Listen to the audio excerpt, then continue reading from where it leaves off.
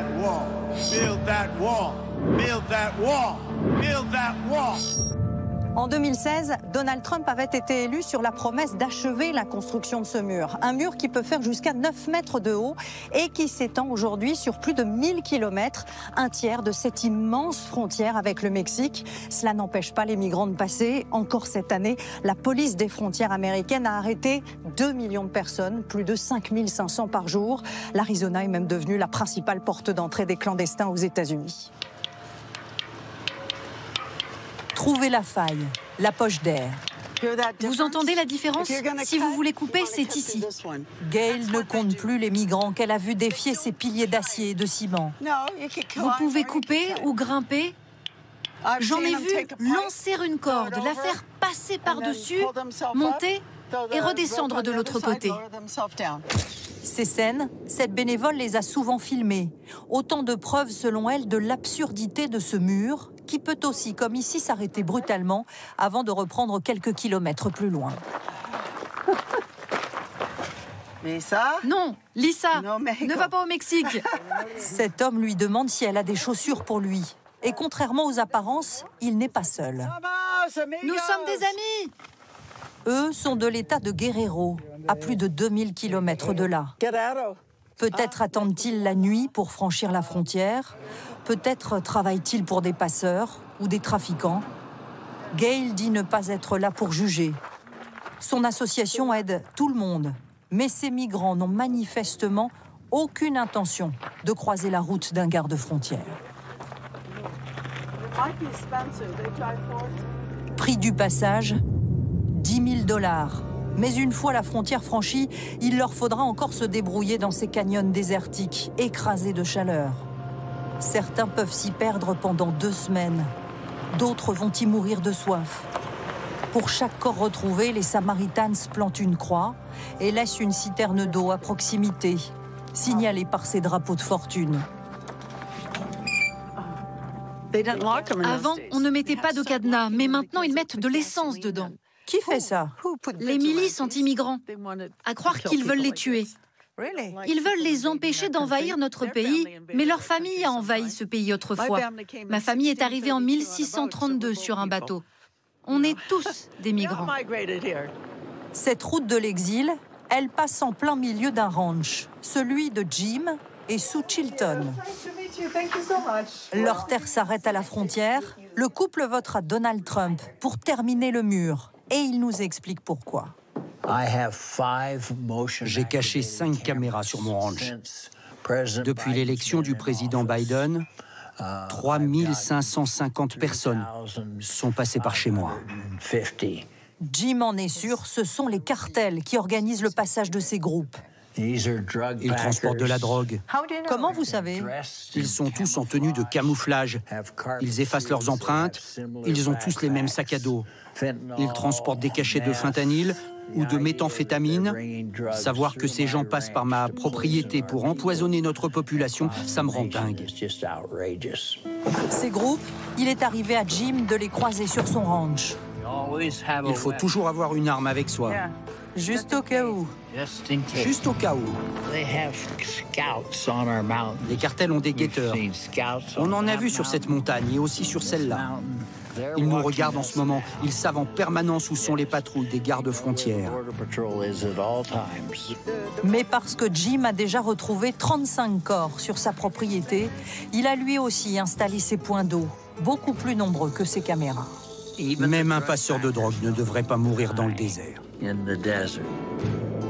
Alors qu'il est si difficile d'endiguer les arrivées au sud, les États-Unis sont désormais confrontés à l'apparition d'une nouvelle route de l'immigration par le Canada.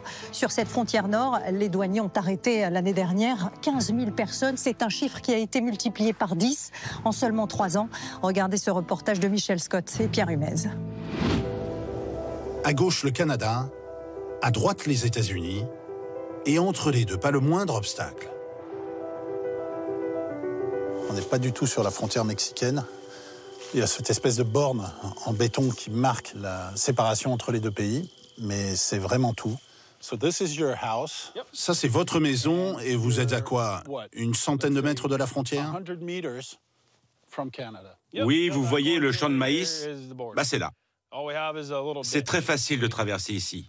Pas de rivière, rien du tout.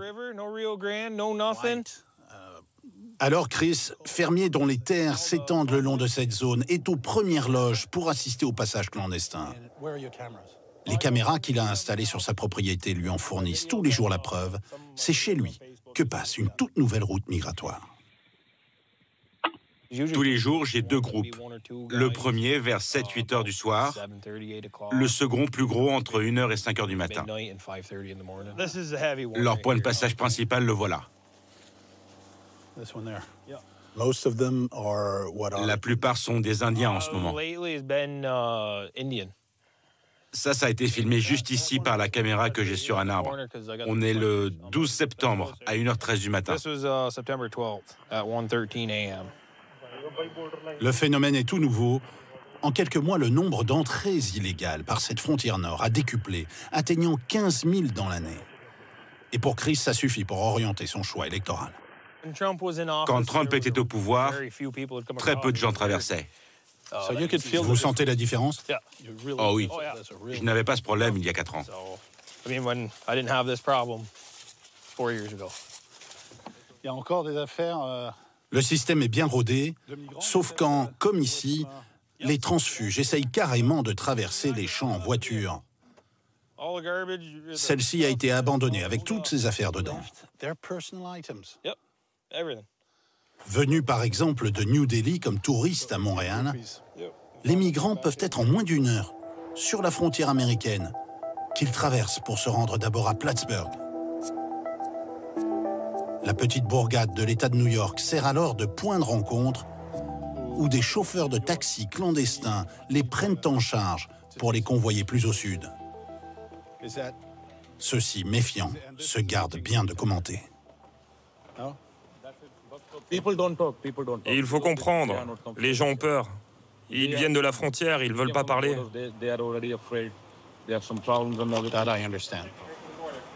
Mais il n'est pas très difficile de repérer ceux qui ont traversé les champs. Leurs bas de pantalon les trahissent. Ils ne semblent même pas parler anglais. Leur destination est toujours la même, la ville de New York, située à près de 500 km. Ils vont y rejoindre les milliers d'immigrants qui continuent d'affluer dans la première métropole d'Amérique et qui récemment ont failli submerger les services sociaux de la ville. On a des Africains de l'Ouest, des Chinois, des Turcs, des Ukrainiens, des Russes, le monde entier en fait. Notre travail est basé sur le droit d'asile et le maire pense que la politique d'accueil dans les refuges qui existent ici a sans doute attiré encore plus de monde. Mais New York est une sorte d'exception. L'afflux migratoire aux États-Unis ces dernières années a bel et bien engendré des tensions au sein de la société américaine qui peuvent se traduire dans les urnes le 5 novembre prochain. How dare they? How dare they tell a woman what she can do and cannot do with her own body? Cette élection, elle va aussi se jouer sur une question plus intime, qui en Amérique enflamme le débat public, le droit à l'avortement. Nous avons rendez-vous dans cette discrète clinique, l'une des dernières à le pratiquer à Phoenix. Les consultations s'enchaînent, toujours avec la même bienveillance. Prenez votre temps. Si vous saignez vraiment abondamment et si ça continue fortement, revenez me voir. Depuis que la Cour suprême a transféré cette décision aux États, la moitié d'entre eux a interdit l'avortement. En Arizona, ce droit a finalement été rétabli d'une courte majorité. Mais les restrictions sont telles que les femmes sont de plus en plus nombreuses à tenter d'avorter clandestinement. Elles se font envoyer les médicaments du Mexique ou du Canada. Mais parfois, celles qui sont très avancées dans la grossesse ne se rendent pas compte que ça n'a pas totalement marché et elles peuvent faire des infections. J'ai vu une femme enceinte de plus de 20 semaines qui avait essayé d'avorter avec des plantes, des herbes que j'ai trouvées dans son vagin. Et là, j'ai dit, oh là là, qu'est-ce que c'est que ça? Je ne veux pas de détails, mais ça n'a pas marché. Deshaun Taylor nous parlera aussi de la haine des groupes religieux qui l'inquiètent pour la première fois de sa carrière. Que ce soit sur l'avortement ou sur l'immigration, le débat politique s'est considérablement radicalisé. Avec une statistique qui explique sans doute beaucoup de choses. Dans une génération, en 2050, les Blancs ne seront plus majoritaires aux États-Unis. Ils vont passer sous la barre des 50% de la population. Une perspective qui renforce aujourd'hui la violence des mouvements suprémacistes. Regardez ce reportage tourné en Arkansas par Axel Monnier et Alexandra Poupon. La diversité, c'est un nom de code pour dire génocide des Blancs. Voilà ce que vous pouviez lire en arrivant à Harrison, il y a encore peu. Des panneaux racistes. Tollé national, la ville est parvenue à les faire retirer. Tous, sauf un. Cette publicité pour une radio qui prône la supériorité de la race blanche. Harrison, dans l'Arkansas. Ville de 13 000 habitants surnommée la plus raciste des États-Unis. Pourquoi ? En 1905, la population chassa violemment les personnes noires de la ville. Récemment, un YouTuber s'y installa avec une pancarte « La vie des Noirs compte ». Il essuyait une bordée d'insultes. « Dégage !» Va te faire foutre avec la vie des Noirs ! Dans cette ville majoritairement blanche, qui avait choisi Donald Trump à 80% en 2020. La vie est belle ici. Ses trois amis adorent leur ville. Mais Ruben, d'origine amérindienne et hispanique, se remémore la haine dont il était victime plus jeune. Nous étions la première famille issue de la diversité à s'installer ici dans les années 60. Les voisins nous jetaient des pierres aux fenêtres, nous disaient de partir. Ils nous traitaient de nègres, ma mère et moi. Mais avec le temps, ça s'est amélioré. Un jeune pêcheur de 11 ans nous interrompt. Ça parle de quoi, votre interview? De racisme. Toi aussi, t'es amérindien, non? Oui, Cherokee. C'est bien ce qui me semblait. Si j'ai été victime de racisme? Bien sûr. Je me bats même à cause de ça.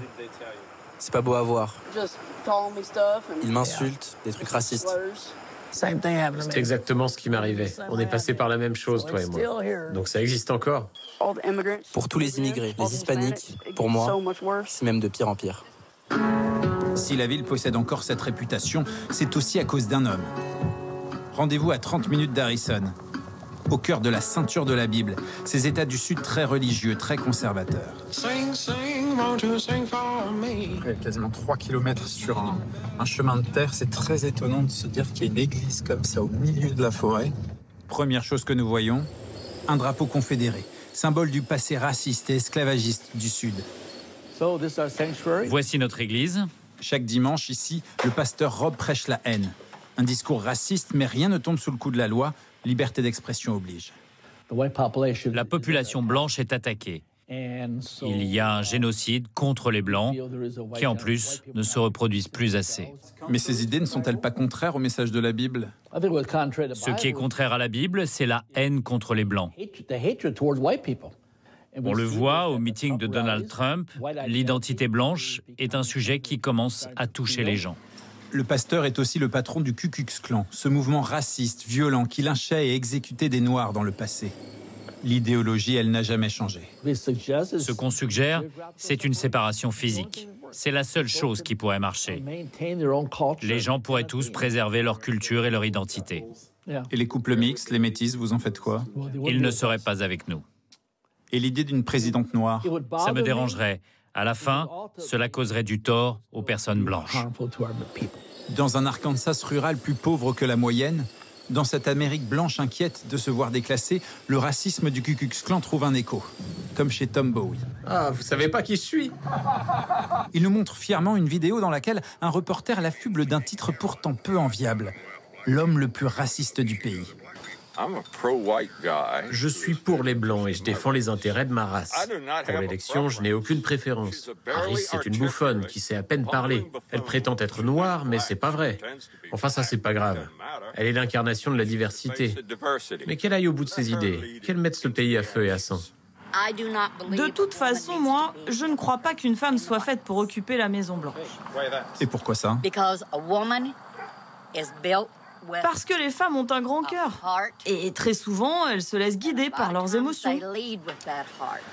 Avec tous ces extrémistes dans la région, la ville voit son image ruinée. À tel point qu'elle a décidé de créer une unité pour combattre le racisme et promouvoir la diversité. Difficile pourtant pour Harrison de se débarrasser de ces vieux démons dans une Amérique de plus en plus radicalisée. Dans les rues de Phoenix, Un autre ennemi se rappelle à nous. La ville est la plus chaude des États-Unis. L'an dernier, il a fait plus de 40 degrés pendant 1 mois et demi d'affilée. L'asphalte monte à 80 degrés en plein été. Les internautes s'en amusent, mais pas les scientifiques. Et ces derniers l'affirment, ce sont les arbres qui sauveront la ville. Et voilà, bonne journée à vous. Ce matin-là, ils sont des centaines dans la file d'attente. C'est une société d'électricité qui offre ses plans à ses clients. Objectif, ombrager et rafraîchir sa maison. L'air conditionné, ça refroidit l'intérieur des bâtiments, mais ça rejette aussi de l'air chaud. Et à long terme, ça aggrave notre problème. Des campagnes de végétalisation qui ont aussi creusé les inégalités entre les quartiers riches et les quartiers pauvres. C'est le combat de Rodney à la tête de ce jardin communautaire. L'ombre ici, c'est une question de vie ou de mort. Quand l'asphalte est brûlant, vous imaginez les SDF? J'ai vu plein de fois des gens qui s'effondraient sur le trottoir, morts à cause de la chaleur. Les autorités locales comptent beaucoup sur des associations comme la sienne, avec l'espoir de verdir 25% de la surface de la ville. Entre quelqu'un d'ici et un habitant des quartiers riches, il y a une différence d'espérance de vie de 17 ans, et c'est seulement à 15 km au nord. On a regardé les différentes raisons et parmi elles, il y a l'accès aux arbres. Des espèces d'arbres adaptées au manque d'eau, alors que les rivières sont à sec l'essentiel de l'année. Plus que jamais, Donald Trump remet en cause le réchauffement climatique et il promet, s'il est élu, de favoriser les forages pétroliers. En 2017, l'ancien président n'avait eu aucun scrupule à lever la protection d'une vingtaine de sites naturels remarquables. Dans l'Utah, 85% du territoire de Bears Ears avait été rouvert à l'exploitation minière. Décision immédiatement supprimée par Joe Biden. Mais face à l'incertitude électorale, les tribus indiennes, elles, craignent le pire. Reportage Mathieu Derrien et Julia Cher. C'est un bout de désert où la politique paraît bien loin. Ni Donald Trump ni Kamala Harris ne viendront faire campagne dans cette partie du pays. Habité principalement par un électorat toujours négligé aux États-Unis, les Indiens. Plus de 3000 ans qu'ils sont installés ici, autour de ces deux collines. Certains y voient les oreilles d'un ours, qui donne leur nom à Bears Ears. Hank Stevens est un Navajo, une des 5 tribus qui voulaient protéger cet environnement fragile et ces terres qu'ils considèrent sacrées. Les gens venaient ici et pillaient les ruines, ramassaient les poteries. En faisant ça, ils profanaient les tombes de nos ancêtres. Longtemps, le sort de ces terres indiennes n'intéressait personne. Trop isolées, trop arides. Jusqu'à ce qu'on découvre dans le sol de Bears Ears du pétrole, du gaz et plus récemment, de l'uranium. Et les richesses souterraines de la région attirent les convoitises. Plusieurs compagnies minières, comme celle qui se trouve juste derrière moi, se situent à la limite de la zone protégée et n'attendent qu'une chose, qu'on leur laisse peut-être un jour l'accès libre au gisement d'uranium de Bears Ears. Le cours du minerai a quadruplé en 7 ans. Le sous-sol de Bears Ears vaut aujourd'hui des milliards de dollars. En surface, il y a même déjà une usine de traitement de l'uranium, avec ses bassins de rétention des déchets. Les Navajos et les Utes qui vivent là en savent quelque chose. La poussière d'uranium et tous ces trucs sont poussés par le vent et ça arrive jusqu'ici. Ça a fait beaucoup de dégâts dans ma famille et chez tous les gens qui habitent ici. Des associations tribales dénoncent une multiplication des cancers et maladies respiratoires. Plus que des ressources naturelles, c'est une population entière qu'il fallait protéger. En 2016, Barack Obama crée alors un nouveau parc naturel à Bears Ears. Puis Donald Trump arrive à la Maison-Blanche. Climato-sceptique, il ampute 85% de la zone protégée. Amendement du Monument national de Bears Ears. Aussitôt, les tribus indiennes laissent éclater leur colère. Mais pendant 4 ans, Donald Trump laisse la porte ouverte à l'exploitation des ressources naturelles de Bears Ears. Aussitôt élu, Joe Biden rétablit les frontières définies sous Obama. Une seconde présidence Trump pourrait à nouveau tout remettre en question. L'histoire mouvementée du parc de Bears Ears, Jérémy la connaît sur le bout des doigts. Regardez, ça c'est mon bureau. Premier ranger nommé pour prendre soin du parc, il a donc connu toutes les fluctuations politiques. Mais n'allez pas lui demander de consigne de vote. Je change de patron tous les 4 ou 8 ans, suivant qui est élu président. En tant que fonctionnaire, je n'ai aucune opinion. Mais en tant que citoyen, bien sûr que j'en ai une. Et je vote. Alors, parce qu'un dessin vaut parfois mieux que 1000 mots, Jérémy nous emmène voir ceux qui ont été tracés ici, dans la pierre, par les Pueblos, les Hopis, les Diné ou les Zuni. Là, vous avez des joueurs de flûte. Là, un troupeau de béliers. Certains de ces pétroglyphes ont plus de 3000 ans. Cet endroit, c'est comme visiter une cathédrale. La moindre des choses, c'est de le traiter avec un respect absolu.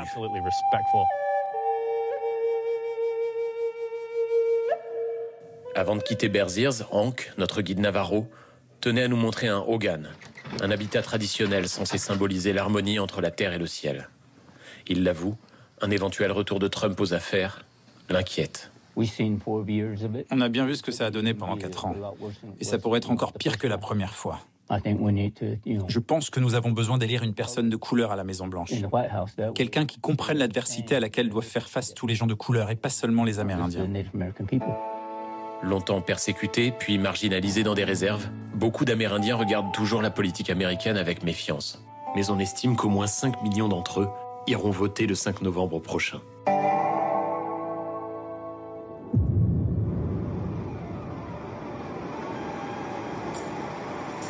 Et c'est au milieu de ces saguaros, emblèmes de l'Arizona, que nous avons choisi de terminer cette page spéciale. Ces cactus qui sont eux aussi menacés par ces vagues de chaleur. Et c'est sans doute là le plus grand paradoxe de cette élection américaine. Que la question environnementale se fasse si discrète alors que les habitants de ce pays sont parmi les plus menacés par le réchauffement climatique. Très belle soirée à vous et à bientôt.